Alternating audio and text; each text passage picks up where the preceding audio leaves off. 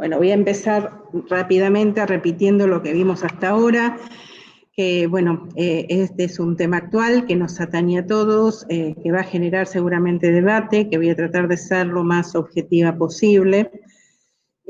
Alrededor de un tercio del mundo estuvo o está en cuarentena como medida de salud pública para frenar la propagación del virus.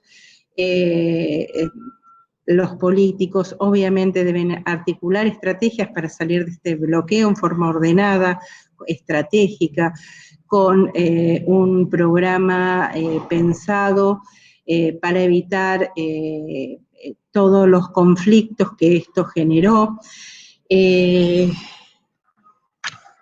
Estamos enfrentando dos realidades, que es por un lado está la propagación de la enfermedad, la propagación del virus, el contagio, y por otro los costos socioeconómicos, que no solamente nos referimos a la parte económica que sí ha hecho estragos en toda la sociedad, sino todo lo social, psicológico, los miedos, el miedo a salir, el miedo de los chicos, el poder despedir familiares, el poder acompañar a los adultos mayores, y que ha dejado realmente un daño importante a nivel social.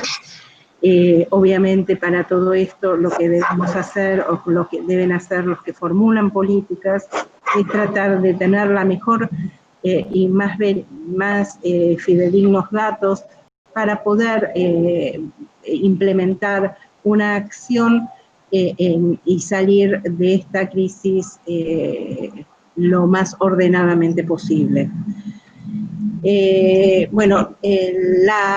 La única estrategia realmente que tenemos para la presión selectiva del SARS-CoV-2 es la transmisión. Con lo cual, si detenemos la transmisión, se va a detener la pandemia. Para ello, ¿qué se debería hacer? De a poco salir del encierro, aumentarse las pruebas de diagnóstico, el rastreo de los contactos, ver qué nuevas terapéuticas o propuestas hay para esto, y finalmente la vacunación. Dentro de las terapéuticas nuevas han aparecido muchas en los últimos 2 meses, como son el plasma de convalecientes, el suero hiperinmune. Actualmente se está trabajando sobre el suero hiperinmune de suero de caballo, que va a permitir, ese es el suero que dice que es mejor que el plasma, así dicen.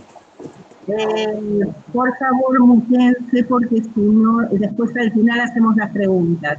Y con respecto al que estaba hablando del suero hiperinmune de caballo, cuando estén todas las fases hechas, creo que va a dar muy buenos resultados, porque la cantidad de dosis que se puede sacar del suero de caballo son de alrededor de 300 a 400, mientras que de una plasmaféresis podemos sacar 3 o a lo sumo 4 porciones de plasma para transfundir a pacientes enfermos. La incertidumbre, ¿qué nos está pasando? No hay certeza de qué nivel de población debe estar inmunizada para que podamos cortar esta cadena. Entonces, se hace imposible identificar el punto o hasta qué punto debemos llegar en la inmunización social, o sea, a nivel sociedad. ¿Qué podemos hacer mientras? La ampliación de la prueba de anticuerpos, y es muy importante, porque eso lo que nos va a dar es personas que están inmunizadas, que fueron asintomáticas y que ni siquiera supieron que cursaron o que tuvieron contacto con el virus. Esto nos va a dar un grado, o sea, si esto se hace masivamente, un grado de inmunización de la población.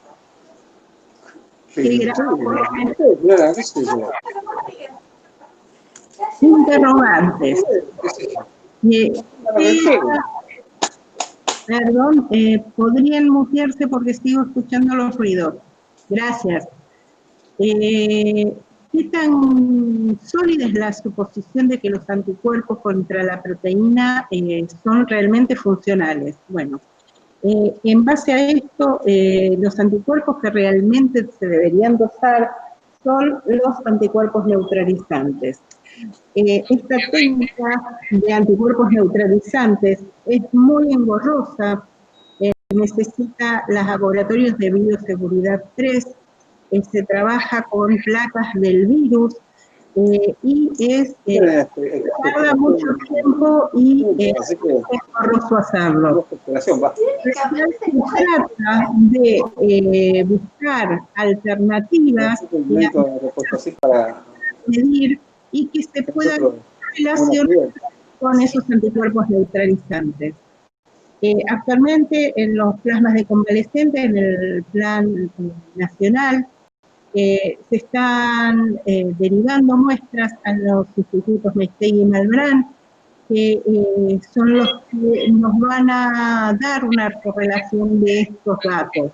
Actualmente hay reactivos que actúan en distintas partes, que tienen anticuerpos contra distintas zonas del virus. Los más comunes son contra la proteína Spike, que está en la espícula, y contra la nucleocápside. A través, los que son contra la proteína Spike, tienen una zona de unión, además, al receptor, que habíamos, o sea, se había hablado en otras clases, que es a través de donde entraría el material genético del virus a la célula que infecta. Lo que se trata es de buscar alternativas que tengan una relación real con los anticuerpos neutralizantes. Pero el tipo te puso en hace 5 meses. El neutralizante es aquel que impide que el virus entre a la célula, ¿sí?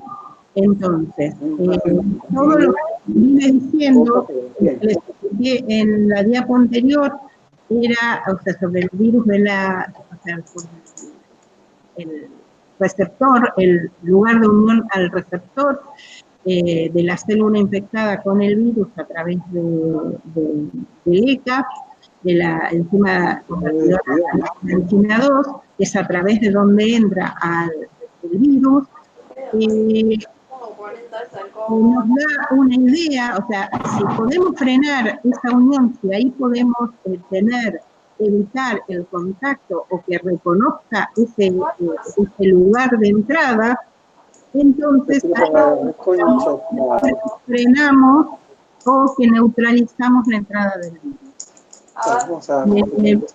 Por favor, los micrófonos, por favor. Hay micrófonos que están abiertos y están interfiriendo mucho. Por favor.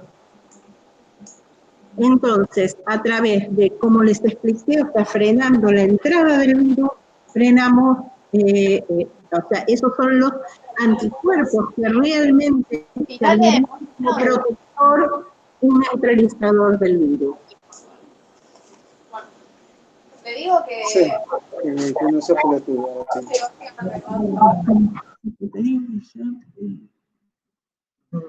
Porque me distraen. No, los tengo, pero los tengo que silenciar de acá.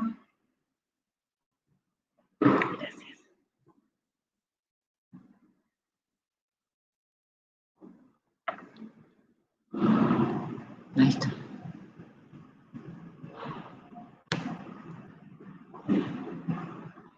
Ahí está.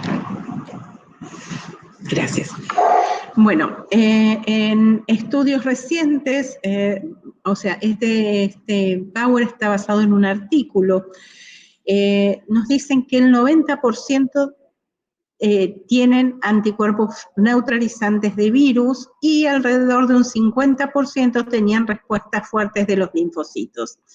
En mi experiencia personal, que trabajo con plasma de convalecientes, cerca de un 30% es el que no presenta ningún tipo de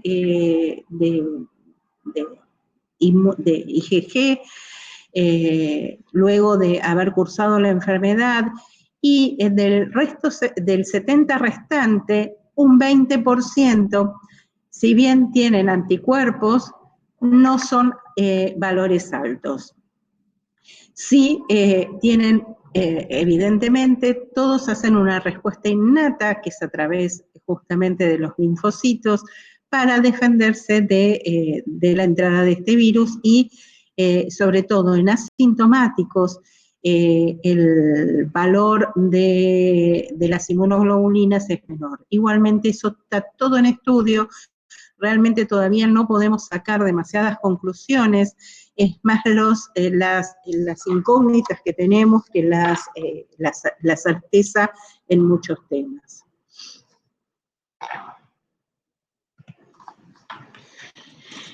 ¿Cuánto tiempo es probable que dure la inmunidad del COVID-19? Bueno, realmente todavía no tenemos datos de estos.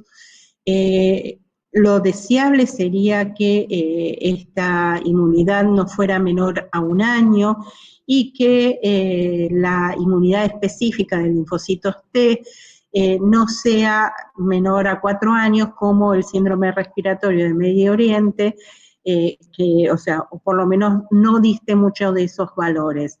El síndrome respiratorio de Medio Oriente fue el MERS, que también está provocado por un coronavirus, y por eso se piensa en la forma de acción de este virus pudiera llegar a parecerse a otros coronavirus que ya hemos tenido. Igualmente, todavía no hay datos, vuelvo a repetirlo, en la poca experiencia que tengo por el tiempo que tenemos en donantes de plasma de cuarentena, en el término de 2 meses que estuvieron donando, los títulos van cayendo. Todavía siguen siendo positivos de todos los que han repetido donaciones, pero van cayendo.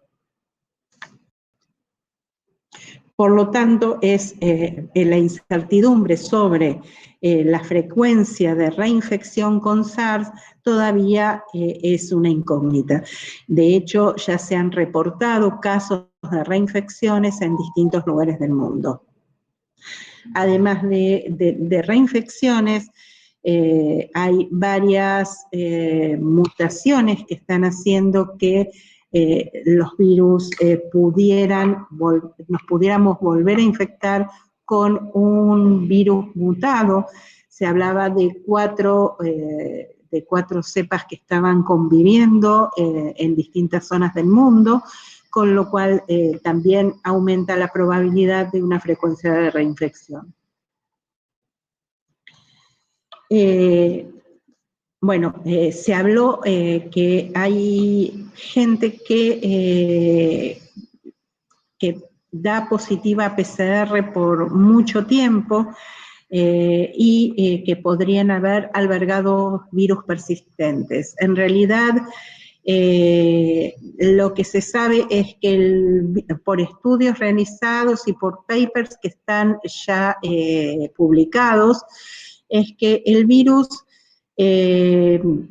infectaría y estaría en periodo infectivo hasta los 20 días aproximadamente y no mucho más de día 25, 26. Y muchas de los pacientes que siguen dando PCR positivas serían virus que son trozos en realidad son virus incompletos que quedarían remanentes en el lugar de la toma de muestra y no serían infectivos justamente porque no estarían completos y no podrían completar el círculo de replicación.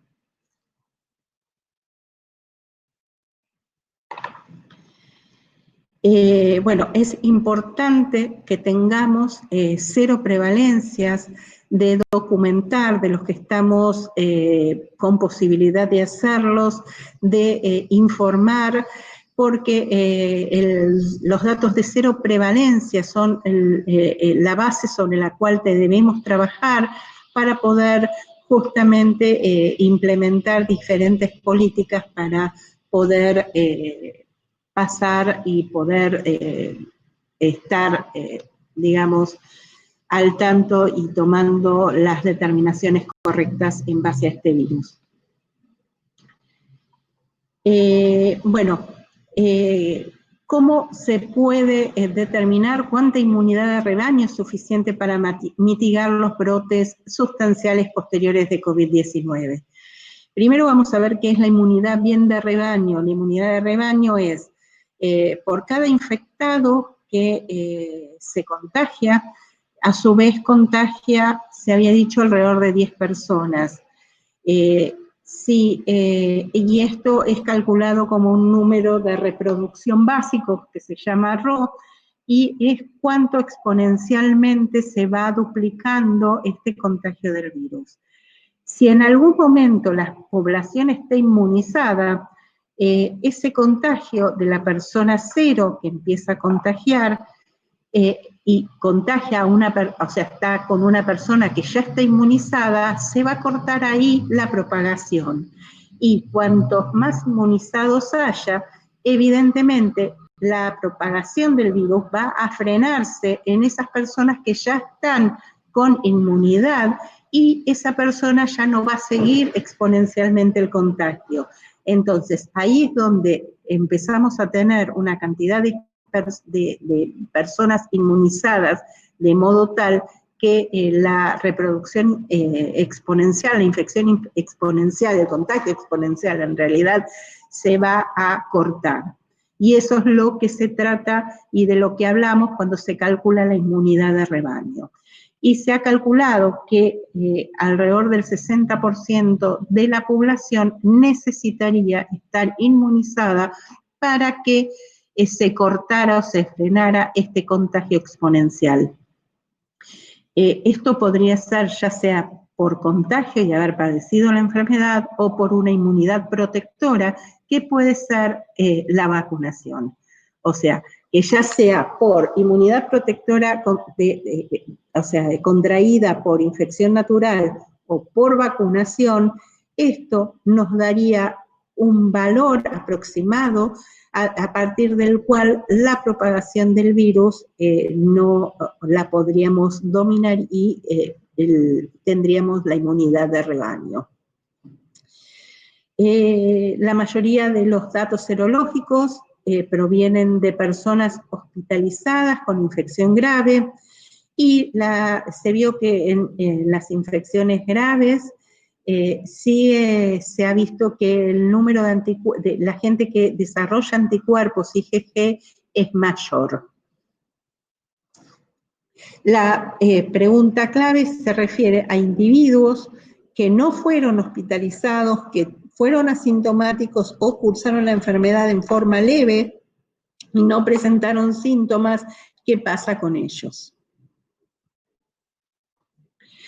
Bueno, los controles de anticuerpos IgG específicos debemos aumentarlos, y realmente sería de mucha importancia el tema de una vacunación masiva para poder controlar en forma prioritaria y llegar a una inmunidad de rebaño. Vacunas. Hay más de 100 vacunas candidatas para COVID-19 en desarrollo, que ya están más que en fase 1, están en fase 2, y otras a punto de ser evaluadas y de comenzar ensayos que ya se están haciendo. Lo que hay que sí evaluar es la seguridad y la inmunogenicidad de dichas vacunas. Antes de salir al mercado se debe garantizar sobre todo su seguridad e inmunogenicidad,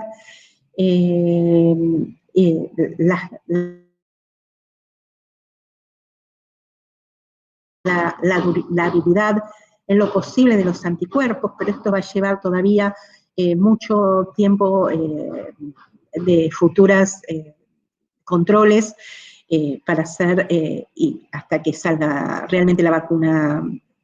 En principio, lo que se está hablando es del año que viene, pero calculo que los datos se van a seguir recopilando por más tiempo para poder analizar todos estos datos.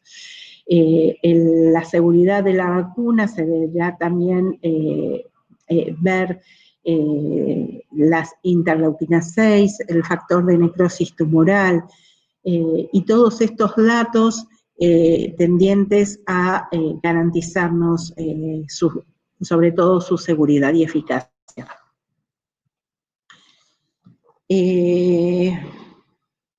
Bueno, esto más o menos es todo lo que les vengo, es un relato, o sea, en forma ordenada de todo lo que les fui contando. Hay muchas vacunas candidatas en desarrollo. El virus fue secuenciado por primera vez ya en enero del 2020. Hay entregas de vacunas eficaces y realmente esto más que en forma competitiva debemos garantizar su respuesta segura, potente y global. La ciencia debería guiar el enfoque terapéutico clínico de una persona infectada, debe también guiar las decisiones políticas y la confianza en datos completos de cero prevalencia nos va a dar un sustento para suposiciones seguras y basadas en la evidencia sobre inmunidad de rebaño, en lugar de suposiciones. ¿Cómo podemos ayudar en el mientras tanto? Bueno, esto lo saqué de un lugar que me gustó mucho, todo lo que dice, y es, nosotros podemos hacer cosas. ¿Qué cosas? Mantenernos sanos física y emocionalmente, fortalecer nuestro sistema inmunológico, ¿cómo? Haciendo ejercicio regularmente, descansando lo suficiente, no fumando, tomando agua, evitando el estrés, realizando actividades gratificantes, manteniendo pensamientos y emociones positivas, actividades, mirar contenidos alegres y de crecimiento personal, leer libros de valor, aprovechar para crecer y aprender cosas nuevas, no ser adicto a los noticieros, tomar sol, mantener un peso saludable, es decir, todas medidas higiénico-sanitarias que nos sirven y nos fortalecen a nosotros. ¿Por qué? Porque en algún momento el virus está y vamos a tener que salir de nuestras casas. Mantenernos en nuestras casas lo único que provoca es que los hospitales no se saturen tan rápido, pero en ese momento debemos estar preparados, inmunológicamente sanos o lo más sanos posibles para tener mayores posibilidades de superar un posible contacto con el virus. Una persona inmunológicamente sana tiene mayores chances y eso hace la diferencia.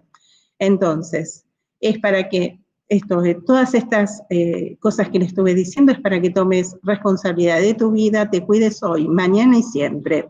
Elevar tus defensas y elevar tu estado corporal. Mantenete sano y aprende a cuidarte y a cuidar a los demás. Bueno, muchas gracias. Bueno.